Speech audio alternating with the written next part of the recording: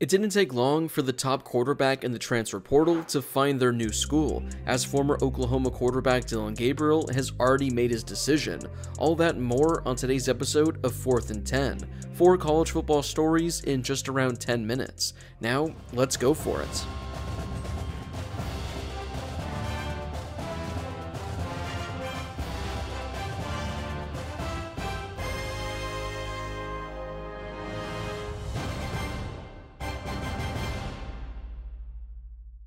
I posted a video the other day saying that Dillon Gabriel was going to start taking visits this weekend. His first visit was going to be at Eugene as he was visiting Oregon.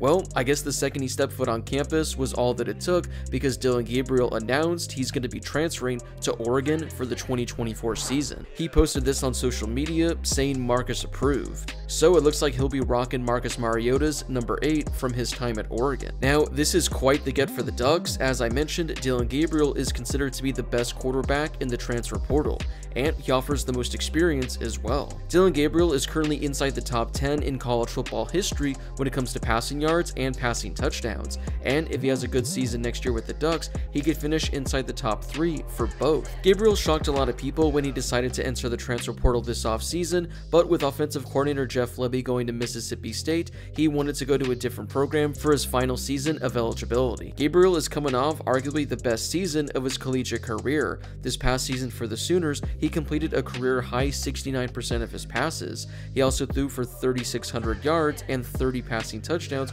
with only 6 interceptions. On the ground, he also rushed for 400 yards with 12 rushing scores. Gabriel finished number 1 in the Big 12 and number 4 in the entire country in total touchdowns responsible for. He also finished 1st in the Big 12 and 5th in the country in total yards responsible for as well. Oregon was reportedly showing interest in a lot of quarterbacks in the portal, including former UCLA quarterback Dante Moore and former Washington State quarterback Cameron Ward. But anytime you can get a guy like Dillon Gabriel, I understand why you make him your top priority. As the Ducks get ready to move to the Big 10, I think this is honestly the perfect fit for Gabriel. With how quick this offense likes to roll, I think Dillon Gabriel is going to thrive under this new system. I mean, we saw what Bo Nix was able to do with the Ducks. He was an okay quarterback at best while with Auburn, but when he transferred to Oregon, he became one of the best quarterbacks in all of college football. Ever since debuting with UCF years ago, Dillon Gabriel has consistently been a top 10 to 15 quarterback whenever he plays. Now you upgrade the system and put him at Oregon, well, there's a chance that Dillon Gabriel could be our way too early Heisman frontrunner for the 2024 season. Oregon loses a Heisman finalist in Bo Nix, but they pick up a potential new one in Dillon Gabriel, so it's already been a fantastic offseason for the Ducks. Speaking of the transfer portal, we have another quarterback already on the move, as former Baylor quarterback Blake Shapen has committed to Mississippi State. Shapen has started 23 games at Baylor over the last 3 seasons. During his time there, he threw for over 5,500 yards with 36 touchdowns. His season was cut short due to injury this year, as he appeared in only 8 games, throwing for 2,200 yards with 13 touchdowns and only 3 interceptions. He heads to Mississippi State under brand new head coach Jeff Lebby. With Will Rogers entering the transfer portal and leaving, this is going to be quite the addition for the Bulldogs next season. Shapen's verbal commitment came even before he officially visited, although he did visit the campus during his high school recruiting process. According to ESPN, Shapen plans to visit Mississippi State next weekend, and the Bulldogs are slated to host a handful of high-profile wide receivers from the transfer portal as well. Shapen didn't take any visits to any other programs, as he had a few planned, but quickly shifted his entire focus to Mississippi State. Once they showed interest, a decision came very quickly. There are a lot of big names that are in the transfer portal when it comes to quarterbacks, but Blake Shapen could end up being one of the sneakiest moves of the entire offseason. The Heisman Trophy ceremony is tonight, and we'll be learning who wins the honor. We already know the top 4, as it's some figuration of Bo Nix, Michael Penix Jr., Jaden Daniels, and Marvin Harrison Jr. But yesterday, the results of the players who finished 5 through 10 in voting were announced. Coming in 5th place was Florida State quarterback Jordan Travis. 6th place was Alabama quarterback Jalen Milroe. 7th place was Oklahoma State running back Ollie Gordon. 8th place was Missouri running back Cody Schrader. 9th place was Michigan running back Blake Corum. and 10th place was Michigan quarterback J.J. McCarthy. Now, when looking at the players that finished 5 through 10, I think these are the ones that we were probably all expecting. I was actually a little bit surprised to see Jordan Travis finish as high as 5th, because I know that Florida State finished the season undefeated, but honestly, his numbers were just okay. I get it, Florida State was undefeated, but there were a number of other quarterbacks that had much better numbers than Travis did this past year. Jalen Milroe's numbers weren't quite at the level of Jordan Travis for the entire season, but over the last month and a half, you can make the case that Jalen Milroe was a top 3 quarterback in all of college football. The numbers he was putting up was actually insane, and he was leading Alabama to a number of big wins. So if I would have voted, I actually would have put Milroe over Jordan Travis. I probably also would have put Ollie Gordon over him as well, because he had the best season of any running back in all of college football this season. After not really getting any playing time the first couple of games, Gordon emerged as the top running back in all of college football and had a number of massive performances. Speaking of massive performances, you can make the case that Missouri running back Cody Schrader was the most valuable running back this season. I know that Missouri had a pretty good team this year, but if you would have taken Schrader out of the equation, I don't think Missouri would have been a top 25 team.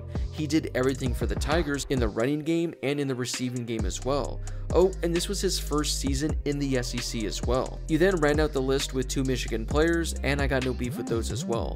Although J.J. McCarthy finishing inside the top 10, yeah, that one might be just a little bit questionable. I get that Michigan finished the season undefeated, but McCarthy didn't really have great numbers by any means. He did complete 74% of his passes, but he threw for only 2,600 yards and had only 19 passing touchdowns. McCarthy was number 3 in the Big Ten in total yards. He was also number 5 in the Big Ten in touchdowns responsible for. So I don't understand how by putting up those numbers, you finish inside the top 10 in Heisman voting. At the end of the day, it doesn't matter, but yeah, I think that's a little bit questionable from the people that are voting for this award. If I were to guess, I think Jaden Daniels is going to walk away with the Heisman Trophy tonight, but if for some reason there's an upset, I think it's going to be Washington quarterback Michael Penix Jr. Giving my top 4, I'm going to go with Jaden Daniels, Michael Penix Jr., Bo Nix, and Marvin Harrison Jr. We'll wrap up today's video as Tulane hired their brand new head coach. It looks like they're going with former Troy coach John Sumrall. According to ESPN, they're giving him a 6-year deal. Sumrall is replacing Willie Fritz, who left Tulane after 8 seasons to take over at Houston. Sumrall has gone 23-4 at Troy over the past 2 seasons, winning back-to-back Sun Belt Conference champions. He'll take over for a program that has also won 23 games the last 2 years, along with an American Athletic Conference title the past 2 seasons. Sumrall was reportedly a candidate for the Duke job, but ultimately that went to Manny Diaz. Sumrall led a drastic turnaround while at Troy, which had 3 consecutive losing seasons before he was hired in December of 2021. He was able to turn that program around in just a couple of years, and he's looking to continue that wave with Tulane. Overall, I think it's a fantastic hire for the Green Wave. They've emerged as one of the best group of 5 teams in all of college football the last couple of years, and they're hiring a head coach who also had his program as one of the better group of 5 teams as well. Well, that wraps it up for today's episode of 4th and 10. Do you think Dillon Gabriel made the right decision with Oregon, or do you think he would have been a better fit at another program? Let me know in the comment section down below. If there are any videos you'd like to see this off season, let me know in the comments, and it could be featured as my next video. Before you leave, don't forget to hit that subscribe button and turn on those notifications if you're new to my channel. I'm posting college football videos all off season, so make sure to subscribe so you never miss a video. If you love college football, this is definitely the place for you. Also, don't forget to drop a like on this video as well. It helps out with that YouTube algorithm and helps share the video with more college football fans. Plus, it only takes a second to do. As always, thank you guys so much for watching, and I'll see you all in my next video.